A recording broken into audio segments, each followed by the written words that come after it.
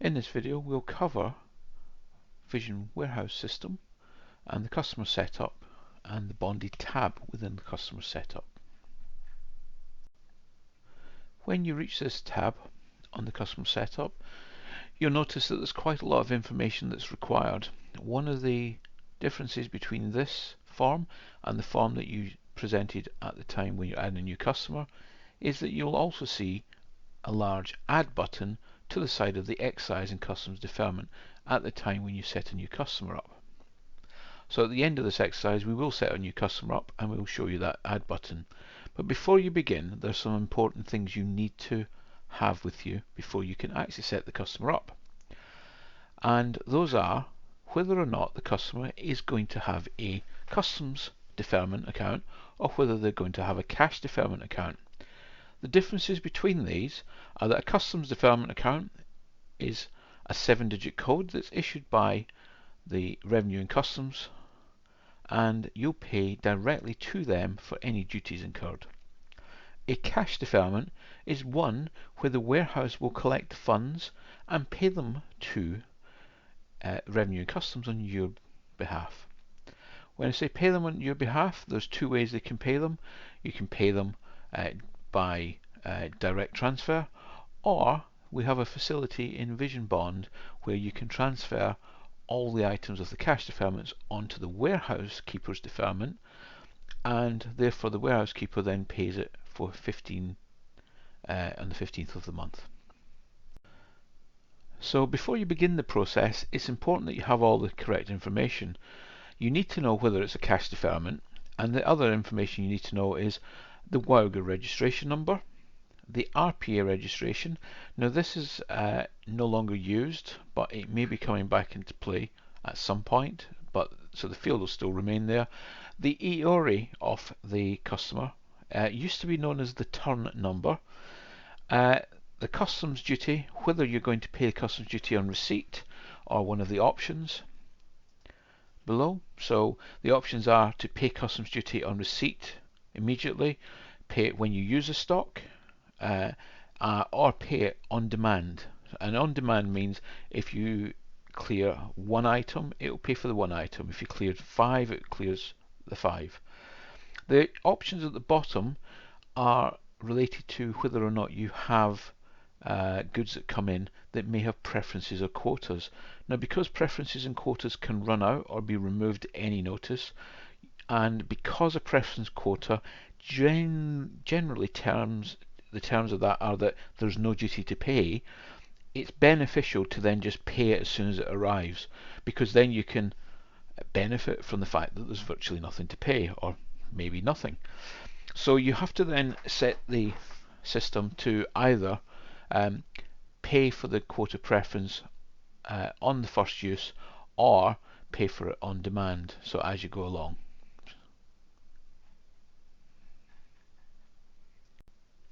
And the final section there is the duty representative. What you should be aware of is you need to select the duty representative before you put the WOWGR registration on. So if you put the WOWGR registration on before the duty representative, it locks a field. So you have to select the representative, then add the WOWGR number. And if we just go to the deferment setup, if you're adding a deferment account onto the system, then you'll need the information that's shown on the screen in front.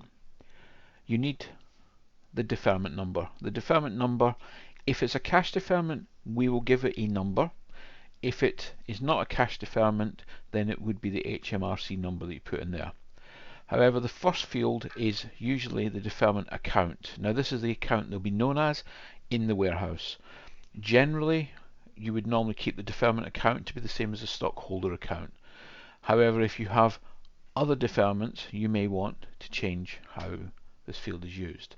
But generally, deferment account is the stockholder account code, and the deferment number is the HMRC number, or if it's a cash deferment, we will auto number it and give you a number for that cash deferment. You need to know the name address. You also need to know the email address, and the email address is important because this is where we will send the excise and VAT information to when we produce the information. So we produce the information and return it to customs for the payment, and we also generate an excise and VAT report which we send to the deferment owner. This email address is used for that report, and it's important that the customers receive this. The other things you need on the right hand side is the VAT number, the EORI, the turn number. Generally that's the VAT number with 3 zeros on it. The WOWGA registration number again. And if it's a cash customer and it's a cash deferment, you'll also need to know the accounts code and whether you're making a surcharge for that customer, and also whether they're going to pay by direct debit. Because we'll produce a report at the end of the process. The report will then say how much the deferment it owes you, and if you're making a surcharge on it, it'll add a surcharge onto that. And if it's direct debit, then we also put a direct debit notification on the information going to the customer.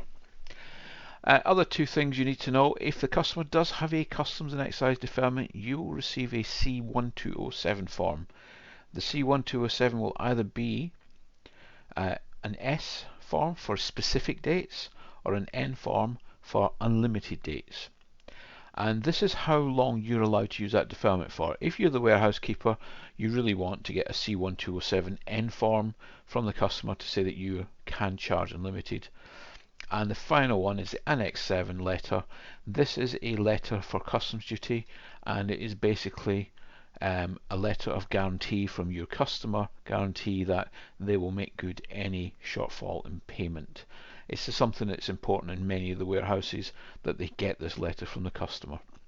So this is what you need to know when you're doing the setup in the bond tab. You have to have this information in advance, and then at that point you can set a deferment up for the customer.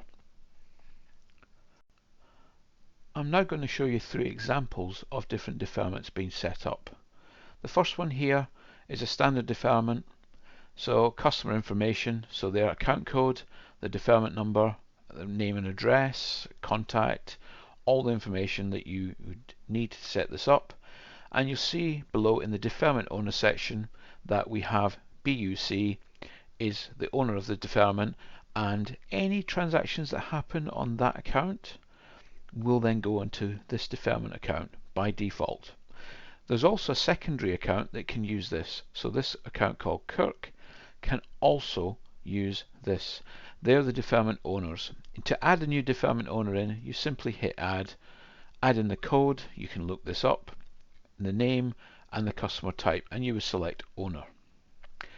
You can also see from this example that this account, this deferment account, also has WEXCH. They're allowed to charge this account. So if they're selling goods to this customer, they're allowed to charge the duty on that transaction to this customer.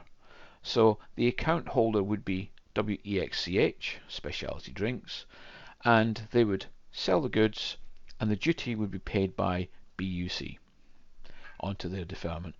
When you add anything into the bottom section here, you need a C1207N or a C1207S form, and the S is specific authority, where a start and end date will be added, and the N form will be unlimited. And to add those in, very simple, same idea again, customer using the deferment, and then it opens up the bottom section to add in the details. So this is a standard revenue and customs deferment account and how it looks when it's set up.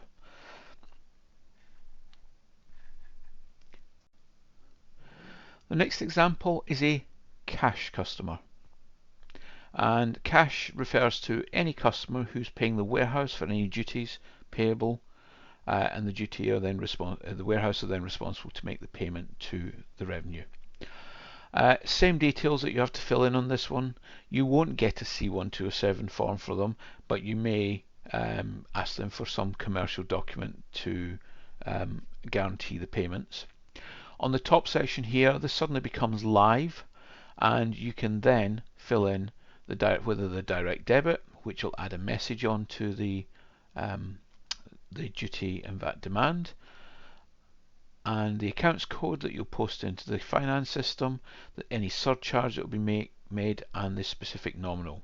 Now when you add a customer on who has a cash deferment, we will give it a deferment number. So instead of this being the HMRC revenue number, it's now got a warehouse code followed by a number behind it. You still use the deferment account with the stock holding name. So the account of Combox will charge the Combox deferment, which is this deferment, which is a cash deferment. And you'll also notice the VAT number, EORI and WOWGR are not there. That's because this customer doesn't have them. If it doesn't have them, you don't fill it in there. You should be aware though that if you don't fill this in, then what you may end up with is a possibility that you import with a VAT number on the import and the deferment has no VAT number, and when we're checking whether acquisition or PVA VAT is applicable, we will check to make sure that the import and the person paying the deferment are the same customer, and we do this by checking the VAT number and the WOWGR and the EORI. So it's important that if this is filled in at the customer level, it's also filled in at this level, otherwise you get the problem that PVA VAT would not be applicable. We follow all the same rules for this though: deferment account, and then down here deferment owner and the deferment owners on system. So this Combox account can then use this deferment account for an unlimited amount of time. It's their private virtual account. The final scenario is a deferment account where they're not holding any stock in the warehouse. And you can see from this example it says Tesco stores. Tesco stores do not hold any stock in the warehouse, yet AMA are allowed to charge the Tesco deferment. Now what we tend to find is a lot of the big supermarkets and supermarket chains want to buy the goods off you, but they want you to charge their deferment account. So this is how it would be set up on the system. So entering an order for AMA, I can then go to the deferment field, search, and it will show me that I have ability to charge Tesco. And again, it's an unlimited period of time, therefore my account can charge it until it's either removed or an end date is set. So this customer again also gets a copy of that deferment sent directly to them saying that your warehouse have charged them an amount of money for and on behalf of whoever the stockholder was. So if we now look at actually setting the bond tab up, the first thing you need to do when you get to the bond tab is confirm whether or not this customer has a revenue and customs deferment agreement. If they have that agreement, you need to tick this box. If they do not have, you leave it unticked. If you leave it unticked, when you then say add deferment, it will add deferment and assume that it will be a cash deferment. If you tick it, it'll assume it will be a revenue and customs deferment. And the simplest way to do this is I'm going to leave this and tick this, tick the box, and I'll press add deferment, and then I have to add the deferment. Now the stockholder here, and this is called test, and their deferment number with revenue is, I'm just going to put in a dummy number. I fill in the name and address. Now this will normally come from the main customer record, so if it's been set up, it'll fill everything in: name, the street, and the postcode.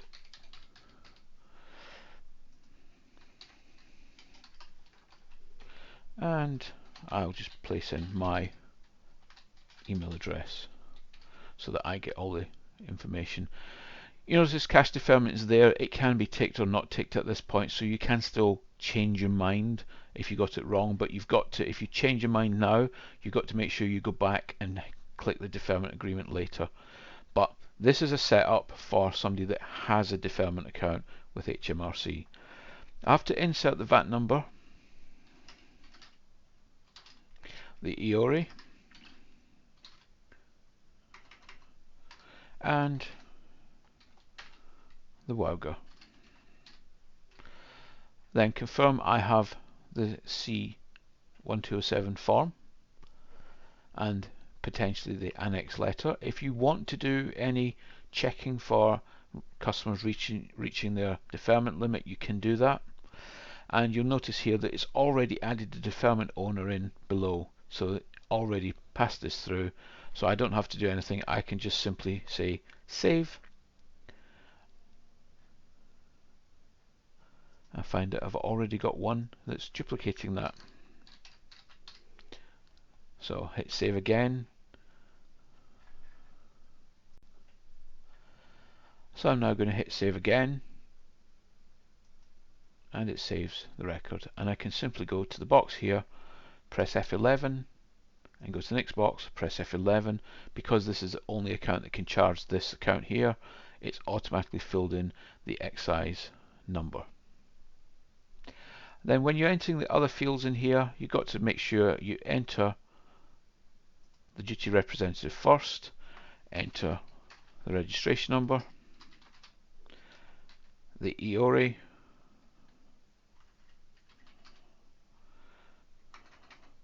and then decide on the customs.